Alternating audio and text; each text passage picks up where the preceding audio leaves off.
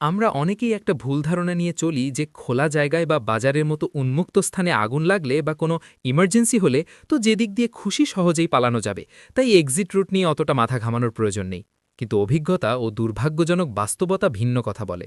যে কোনো খোলা বাজার, পাম্প স্টেশন বা লজিস্টিক ইয়ার্ড যেখানে উন্মুক্তভাবে কাজ চলে, সেখানে মালের বস্তা, এলোমেলোভাবে রাখা সরঞ্জাম, পার্ক করা গাড়ির জট বা ক্রেতা বিক্রেতাদের ভিড় এক লহমায় খোলা জায়গাকেও মরণ ফাঁদ বা ড্যাফট্রাপে পরিণত করতে পারে।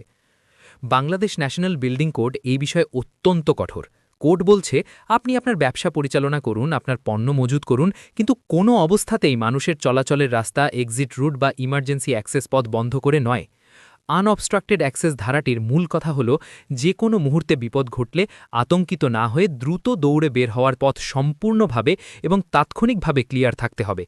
এর অর্থ হল, ফায়ার ব্রিগেড বা ইমার্জেন্সি রেসপন্স টিমের গাড়ি যাতে বিনা বাধায় প্রবেশ করতে পারে এবং কর্মীরাও যেন নিরাপদে বের হতে পারে। এই পথে এক টুকরো ইট, একটি সাইকেল বা সামান্য একটি পণ্যবাহী প্যালেটও রাখা যাবে না। নিরাপত্তার ক্ষেত্রে প্রায় ক্লিয়ার বলে কিছু হয় না, পথ হয় সম্পূর্ণ ক্লিয়ার, নয়তো বন্ধ।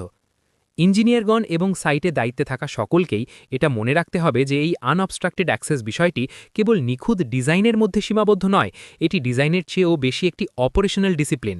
আপনি হয়তো আপনার পাম্প স্টেশনের ডিজাইন করলেন এবং সেখানে একাধিক সুপরিসর ইমার্জেন্সি গেট রাখলেন, কিন্তু যদি ম্যানেজার বা সাইট সুপারভাইজার নিয়মিতভাবে সেখানে পণ্য ডেলিভারির গাড়ি পার্ক করে রাখে বা অতিরিক্ত তেলের ড্রাম জমিয়ে রাখে, তাহলে আপনার ডিজাইন মুহূর্তের মধ্যে ফেল হয়ে গেল।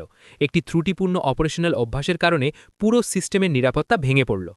আপনাদের ক্লায়েন্ট বা সাইট ম্যানেজমেন্টকে অত্যন্ত জোর দিয়ে এই কোডাল রিকোয়ারমেন্টটি বুঝিয়ে বলতে হবে।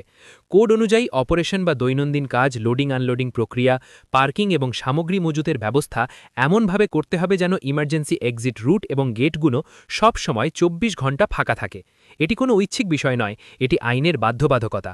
ফায়ার সার্ভিসের পরিদর্শনের সময় যদি এই পথে কোনো বাধা পাওয়া যায়, তবে কেবল জরিমানা নয়, সাইটটি বন্ধও করে দেওয়া হতে পারে। প্রতিটি ড্রাম, প্রতিটি পার্ক করা গাড়ি বা প্রতিটি অস্থায়ী স্টল রাখার আগে একবার ভাবুন, এই ১ মিনিটের অসতর্কতা বা সামান্য সুবিধা নেওয়ার মানসিকতা কতজনের জীবন বিপন্ন করতে পারে। দৈনন্দিন কাজের সামান্যতম অসাবধানতাও এখানে অ্যালাউড না। জীবন এবং সম্পত্তির সুরক্ষার জন্য এই অপারেশনাল ডিসিপ্লিনই প্রথম এবং শেষ রক্ষা কবচ।